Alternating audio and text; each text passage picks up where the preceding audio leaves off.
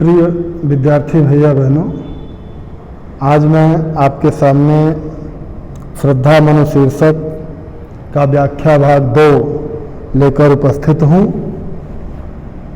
हृदय की अनुकृति बाह्य उदार, एक लंबी काया उन्मुक्त, मधु पवन क्रीडित ज्यों शिशुसाल, सुशोभित हो सौरभ संयुक्त। प्रस्तुत पंक्तियों में श्रद्धा के शारीरिक सौंदर्य का वर्णन है। जिस समय उसका मन के साथ वार्तालाप चल रहा है तो मन जब उसके शरीर की तरफ देखते हैं तो किस प्रकार की उपमाएं उनके हृदय के भीतर जन्म लेती हैं, उसी का वर्णन है। कि हृदय की अनुकृति बाह्य उदार, कि श्रद्धा के हृदय की जो अनुकृति है, बाह्य यानी बाहरी, अनुकृति यानी छाया, तो उसके हृदय की छाया को देखकर, हृदय की अनुकृति को देखकर ऐसा लग रहा है कि जैसे क्या हो, उदार, वह उदार हृदय वाली हो। एक लंबी काया उन्मुक्त, और उसका शरीर जो है वह कैसा है, एक लंबी काया उन्मुक्त, उन्मुक्त यानी स्वच्छंद, उसका शरीर जो है स्वच्छंद है और पर्याप्त लंबा है। मधु पवन क्रीडित जो शिशुसाल, सुशोभित हो सौरभ संयुक्त। तो उसके स्वच्छंद और लंबे शरीर को देखकर क्या लग रहा है कि मधु पवन क्रीडित जो शिशुसाल। मधु पवन, मधु मतलब क्या है, बसंत, पवन यानी हवा, कि बसंत की हवा यानी बसंत ऋतु की हवा से क्रीडित, क्रीडित मतलब क्रीड़ा यानी खेलना, जो शिशुसाल, शिशुसाल साल का छोटा वृक्ष, सुशोभित हो सौरभ संयुक्त, सौरभ यानी सुगंध, संयुक्त यानी संयुक्त होकर या भरकर। ऐसा लग रहा है कि जैसे उसका पर्याप्त सुंदर और स्वच्छंद शरीर की मध्य पवन की बसंत ऋतु की सुगंधित पवन से, बसंत ऋतु की जो हवा होती है सुगंधित होती है, कि बसंत ऋतु की सुगंधित पवन से शिशुसाल की कीड़ित खेल रहा हो। क्या शिशुसाल यानी साल का कोई छोटा वृक्ष, वह इसकी हवा से, बसंत ऋतु की हवा से क्या कर रहा हो, खेल रहा हो या अटखेलिया कर रहा हो। सुशोभित हो सौरभ संयुक्त, सुगंध से परिपूर्ण होकर कोई साल का छोटा वृक्ष वह क्या कर रहा हो, बसंत ऋतु की हवा से अटखेलिया कर रहा हो या खेल रहा हो।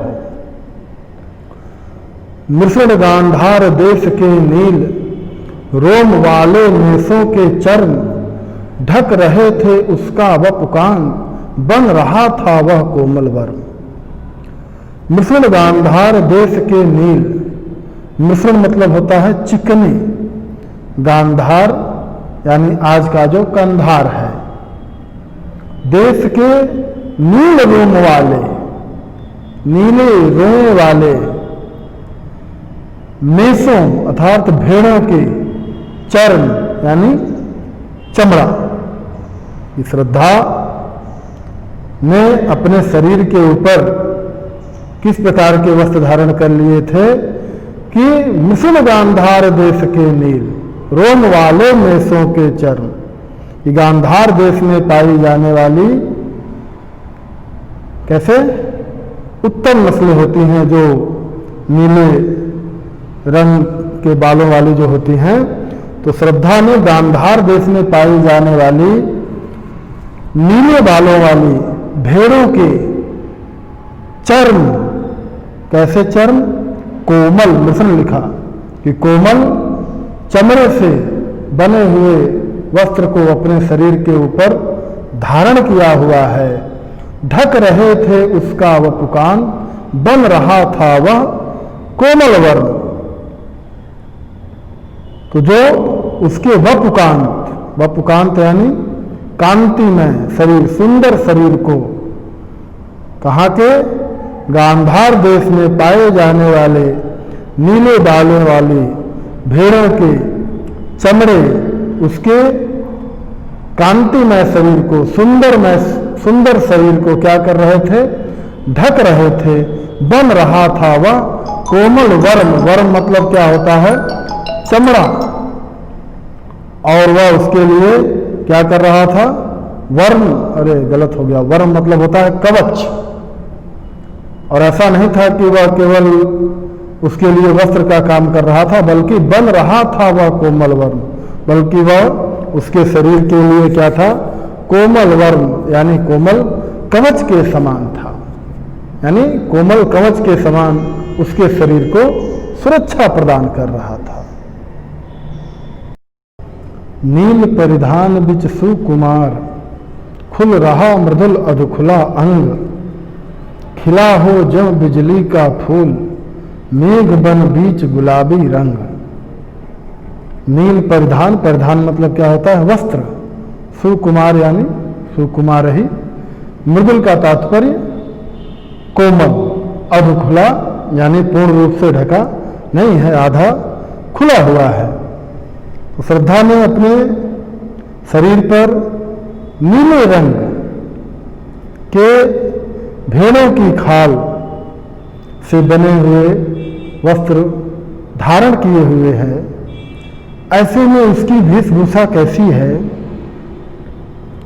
कि खुल रहा मृदुल अधखुला अंग।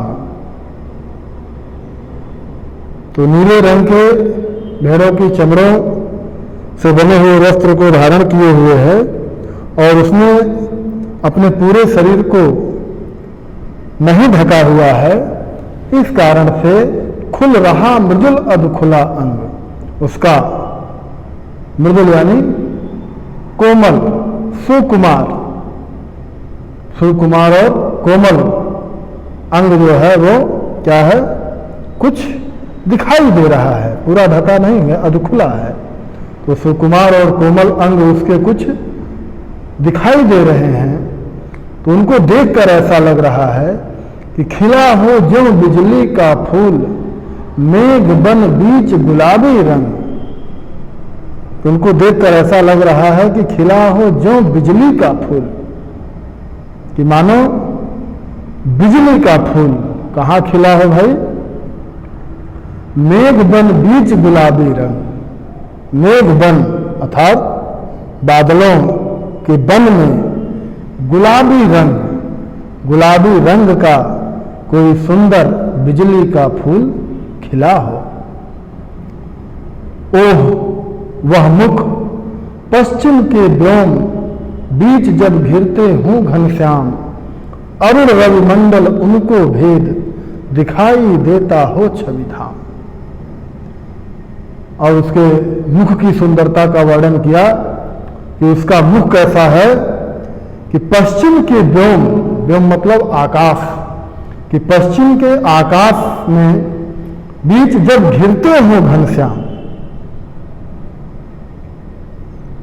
ऐसा क्यों कहा, क्योंकि श्रद्धा का बाल जो है, उसके बालों से उसका मुख जो है वो क्या है, थोड़ा घिरा हुआ है। तो इस कारण से कहा कि उसका मुख कैसा है कि उसको देखकर ऐसा लग रहा है, उसके काले रंग के बालों से घिरे हुए मुख को देखकर ऐसा लग रहा है कि जैसे पश्चिम के व्योम में अर्थात पश्चिम के आकाश में या पश्चिम की ओर आकाश में क्या हो, घिरते हो जब घनश्याम अर्थात बादल जब घिरते हैं और अरुण रवि मंडल उनको भेद। तो सायंकाल के समय क्या होता है, सूर्य का रंग लाल होता है।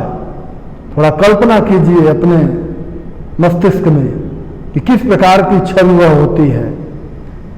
तो काले बालों से घिरे हुए श्रद्धा के मुख की सुंदरता क्या है, ऐसा लग रहा है कि जैसे पश्चिम के आकाश में जब बादल घिरते हों और उनको अरुण रवि मंडल उनको भेद, और लाल रंग का सूर्य उनको भेद करके दिखाई देता हो छवि धाम, कि लालिमा युक्त सूर्य उन काले बादलों को भेद करके छवि धाम अर्थात सौंदर्य से युक्त जिस प्रकार दिखाई पड़ता है, उसी प्रकार काले बालों से घिरा हुआ श्रद्धा का मुख भी दिखाई पड़ रहा है।